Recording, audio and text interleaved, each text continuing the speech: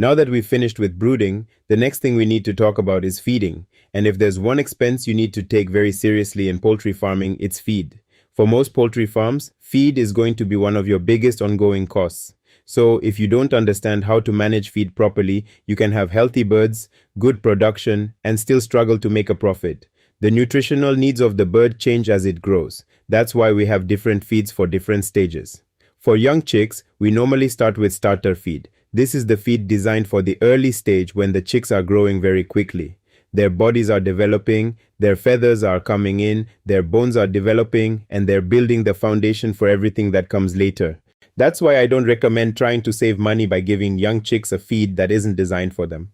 After the starter stage, depending on the type of bird you're raising, you move into the next feeding stage. For broilers, you'll normally have grower and then finisher feeds as the birds get older and approach market weight. For layers, the feeding program is different because eventually the birds need a diet that supports egg production.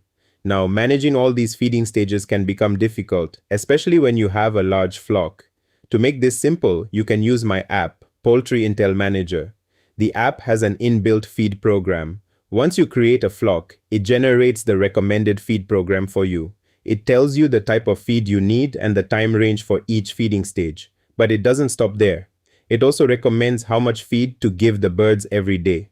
So your task is simply to open the app in the morning, go to the feed tab, and see what the app is recommending for that day. Then you give the birds the recommended amount. In the evening, you can compare what the birds actually consumed with what was planned.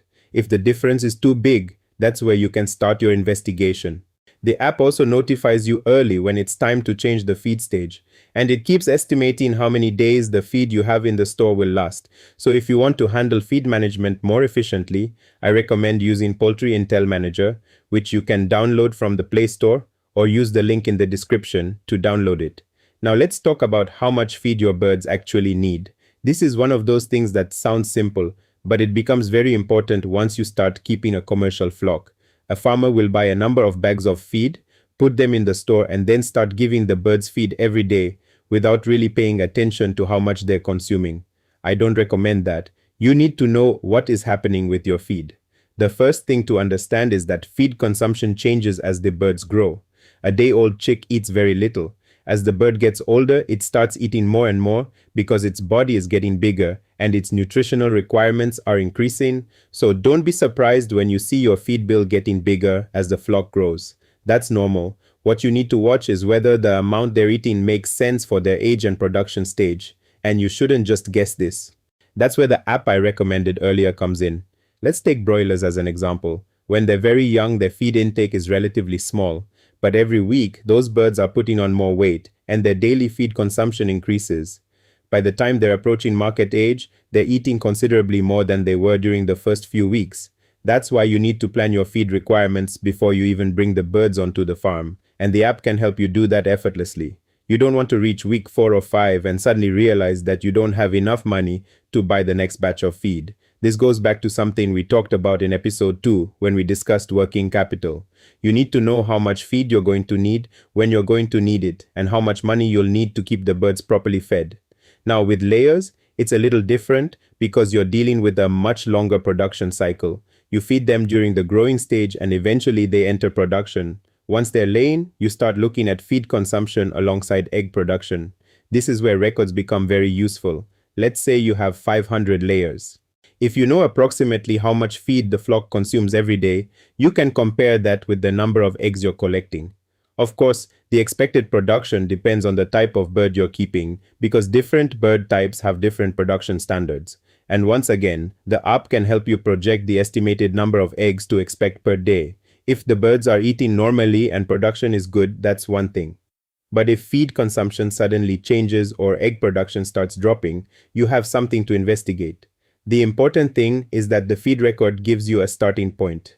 That's why I don't like the idea of simply buying feed and forgetting about it. Write it down or record it in the Poultry Intel app so you can easily analyze what's happening and make better decisions. If you bought 500 kilograms today, record it.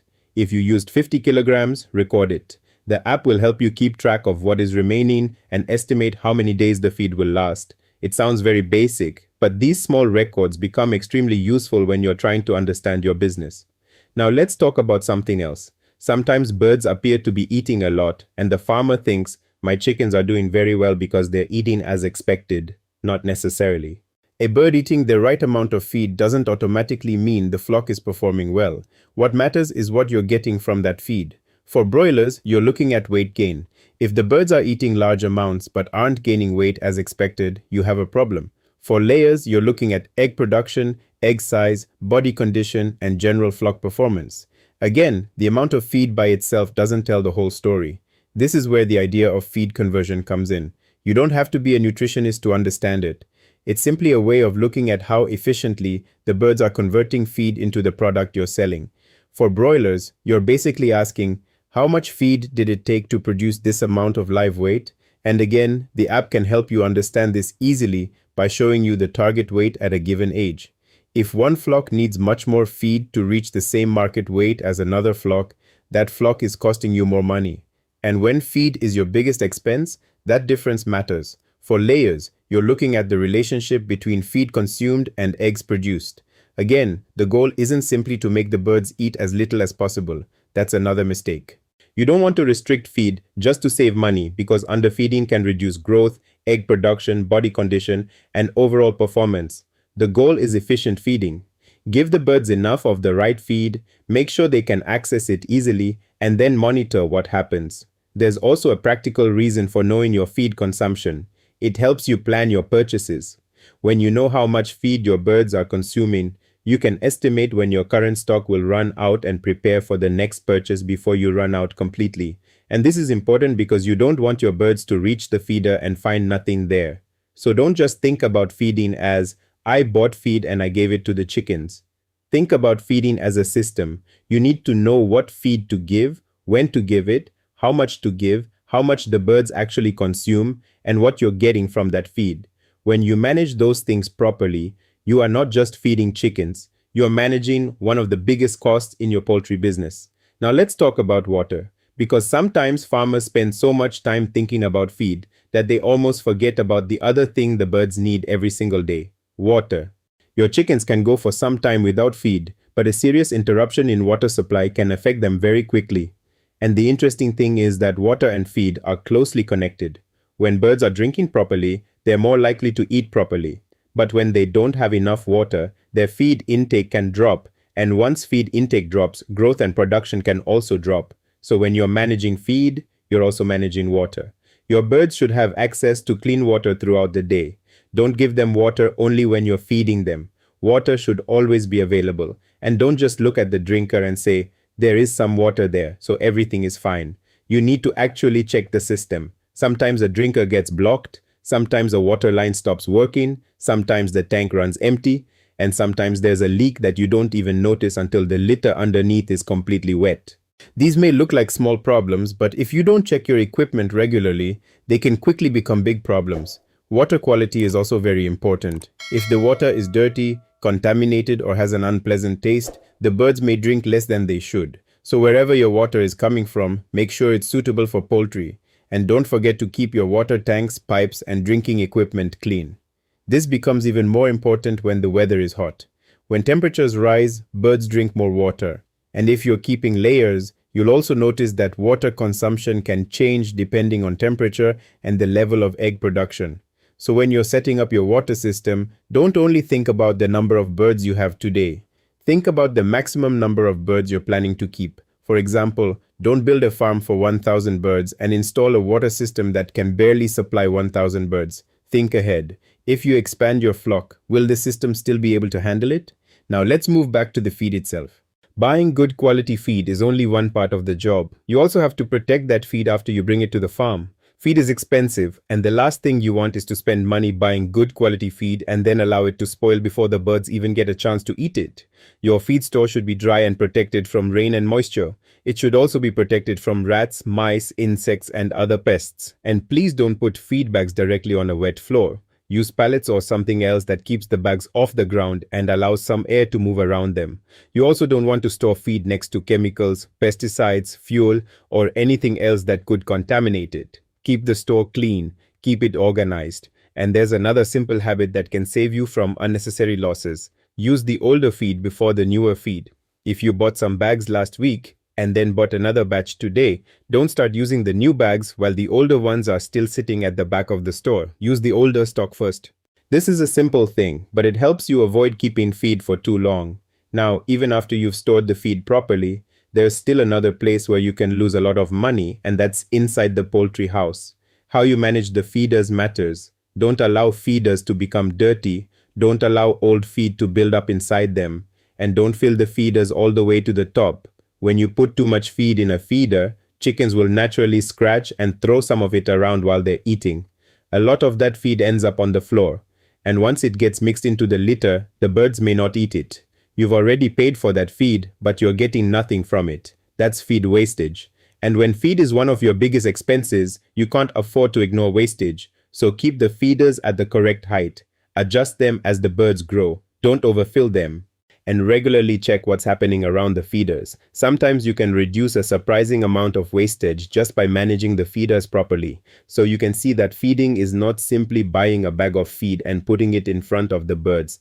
It's the whole process. You have to buy the right feed. You have to store it correctly. You have to provide clean water. You have to manage the feeders properly. And you have to monitor how much the flock is actually consuming. All these things work together. And when they are working properly, you're in a much better position to get good performance from your birds. Now, let's bring everything together. We've talked about the type of feed, how much the birds eat, water, feed storage, and feed wastage. But at the end of the day, there's one question you need to ask yourself. Is the feed giving me the results I'm paying for? Because you can do everything we've talked about and still lose money if you're not monitoring the results. Let's start with broilers. If you're raising broilers, one of the most important things you should be doing is weighing the birds regularly. You don't have to weigh every bird. You can take a sample from the flock and check their average weight. Then compare that weight with the target weight for their age. This helps you understand whether the feed you're giving them is actually translating into the growth you're expecting. Because remember, the goal isn't just to make the birds eat. The goal is to turn that feed into weight as efficiently as possible. Now, if you're keeping layers, your measurements are a little different. You're looking at things like the number of eggs you're collecting every day, feed consumption, egg size, and the general condition of the flock. Let's say you have 500 layers and you're collecting 450 eggs. That's around 90% production. The next day you might collect 455. The next day, maybe 440. You should be recording these numbers because when you have a record, you can see the trend. If production is gradually improving, that's good. But if production suddenly drops, don't just accept it and move on. Find out why. Maybe feed intake has changed. Maybe there was an interruption in the water supply. Maybe the birds are stressed. Maybe there's a disease problem. Maybe something has changed in the lighting program. There are many possible causes. And this is where your records become very important. Your records give you somewhere to start looking. And this is why I keep saying that poultry farming is a business. You're not just taking care of chickens. You're managing a production system. The birds consume inputs. Feed is one of those inputs. Water is another. Then you have labor, medication, electricity, housing, equipment, and all the other expenses that go into running the farm. And then the birds produce something that you sell, eggs, meat, or whatever your particular business model is. Your job is to make sure the value of what you're producing is greater than what you're spending to produce it. And feed has a huge influence on that equation. That's why at the end of every production cycle, I encourage you to go back and look at your numbers. You'll learn a lot from your own farm. You might discover that you're wasting more feed than you thought. You might find that one feed supplier is giving you better results than another. You might notice that production drops during certain periods. And you might even discover that a flock that looked profitable wasn't actually as profitable as you thought.